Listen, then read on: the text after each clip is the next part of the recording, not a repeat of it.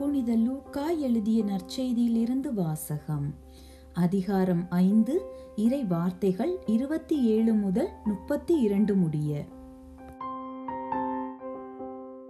அக்காலத்தில் இயேசு சுங்கச்சாவடியில் அமர்ந்திருந்த லேவி என்னும் பெயருடைய வரி தண்டுபவர் ஒருவரை கண்டார். அவரிடம், என்னை பின்பற்றி வா என்றார். அவர் அனைத்தையும் விட்டுவிட்டு எழுந்து இயேசுவை பின்பற்றி சென்றார். இந்த லேவி தம் வீட்டில் அவருக்கு ஒரு பெரிய விருந்து அளித்தார். வரி தண்டுபவர்களும் மற்றவர்களும் பெருந்திரளாய் அவர்களோடு பந்தியில் அமர்ந்தார்கள்.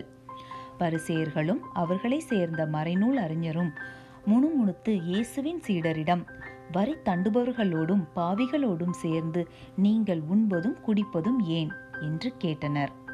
இயேசு அவர்களுக்கு மறுமொழியாக, நோயற்றவருக்கு அல்ல, நோயுற்றவருக்கே மருத்துவர் தேவை.